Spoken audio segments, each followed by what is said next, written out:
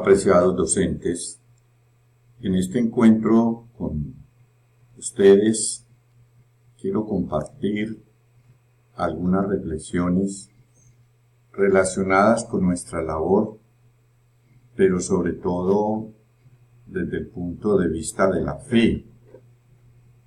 La mayoría de ustedes son personas que tienen principios, que tienen valores y sobre todo pertenecen a la iglesia.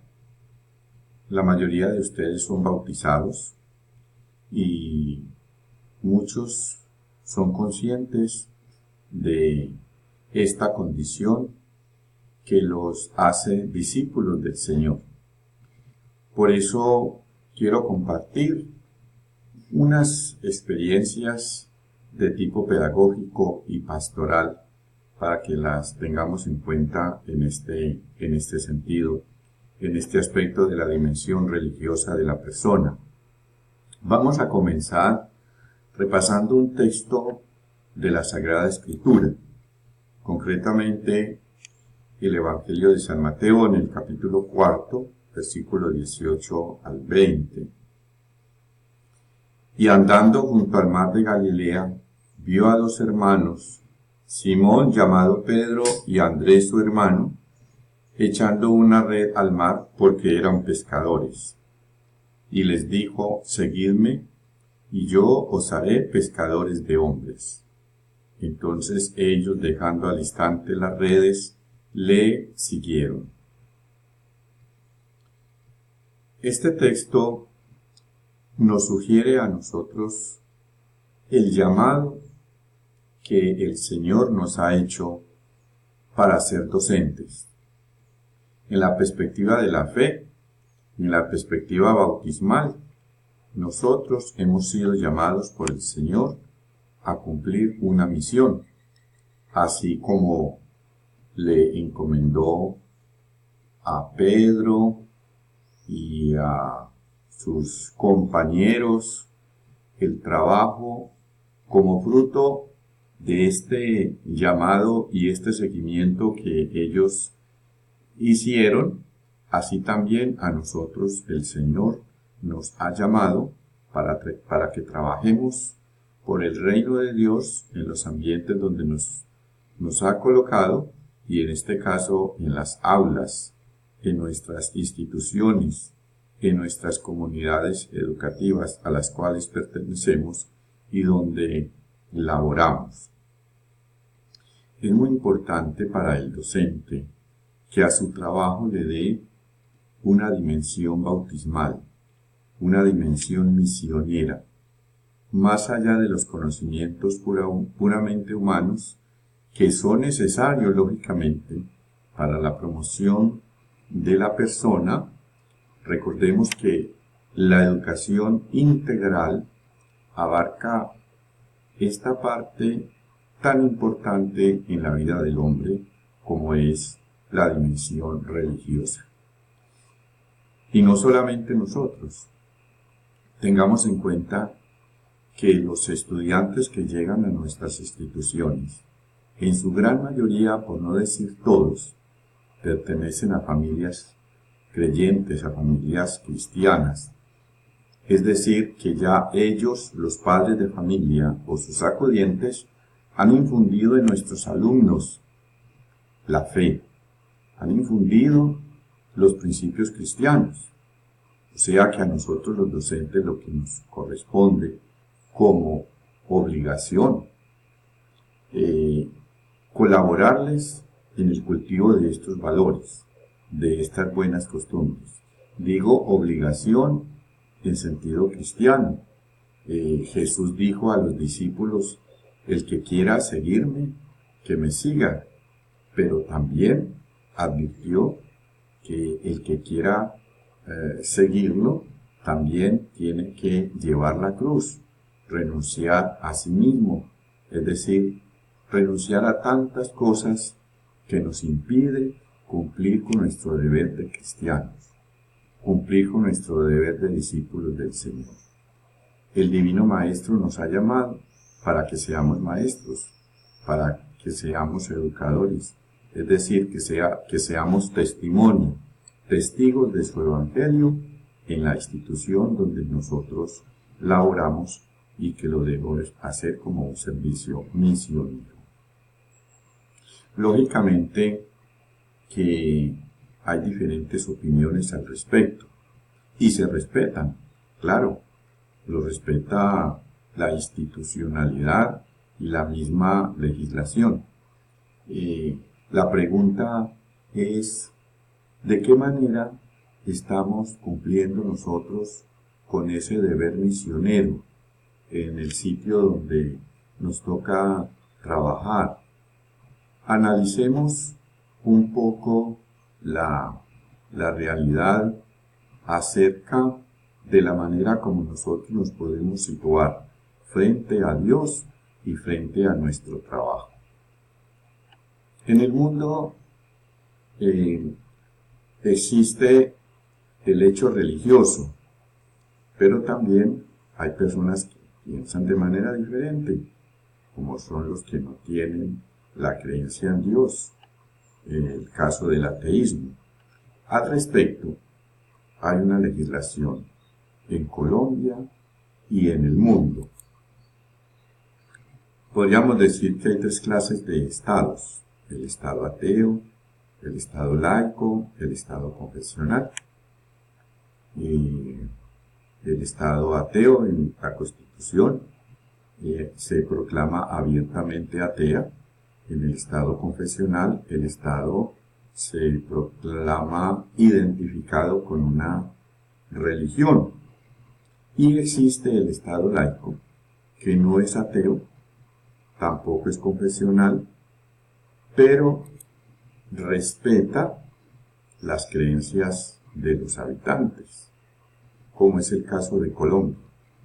Colombia no es un estado confesional, pero tampoco es un estado ateo, es un estado laico, donde se garantiza la libertad religiosa y donde la misma Constitución propende por una educación integral, es decir, que reconoce la dimensión trascendente de la persona.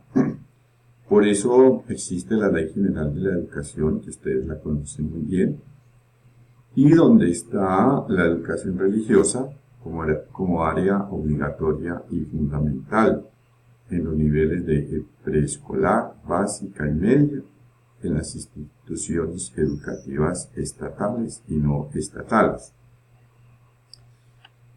Este es un espacio muy importante, donde nosotros los docentes podemos cumplir nuestro deber misionero, porque la educación religiosa se fundamenta en el concepto integral de la persona, no desconoce su dimensión trascendente y considera los aspectos formativos y académicos. Existen también los estándares de la educación religiosa, que ayudan a comprender los valores y significados de la religión, el diálogo intercultural, reflexionar críticamente sobre el hecho religioso y fundamentar el sentido de la vida. Existen también los ejes temáticos para cada grado. En pantalla pueden observar los de primaria y a continuación los ejes temáticos de secundaria, donde se asumen a través de diferentes enfoques, también los están viendo en pantalla, el antropológico, el bíblico, el cristológico y el eclesial. También el área de educación religiosa tiene un objeto de estudio, un plan y unas estrategias de evaluación. Unos aspectos relacionados con este plan de área están en la pantalla y que nosotros podemos aprovechar para realizar muchas actividades en orden a la dimensión religiosa, no solamente dentro del aula, sino también dentro de la misma institución invitando a los estudiantes a participar en actividades religiosas, respetando lógicamente a los estudiantes que son de otra religión y sobre todo cuyos padres han manifestado, si es que así lo han hecho, para que sus hijos no reciban educación religiosa, porque también está establecido en la Constitución. Pero nosotros podemos aprovechar todos estos espacios para cumplir con nuestra misión, dándole una dimensión trascendente, es decir, cumplir como bautizados y como hijos de Dios esta misión que el Señor nos ha encomendado. Es tan importante esta área que los docentes de educación religiosa deben reunir un perfil, como son las competencias generales para la labor docente, las competencias particulares, como los valores éticos y religiosos, recta doctrina, testimonio de vida y la certificación de la respectiva autoridad religiosa. En algunas instituciones, por no decir que en todas, no se tienen los docentes suficientes para la educación religiosa.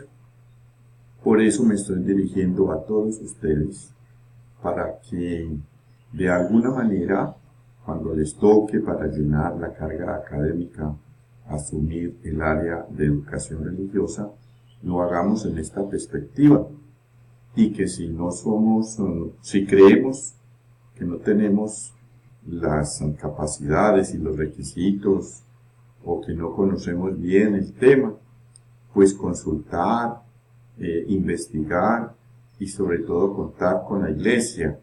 En el caso particular de la diócesis de La Dorada Guaduas, pueden contar con esta delegación diocesana para la pastoral de los educadores, donde estamos para servirles con mucho gusto en este sentido.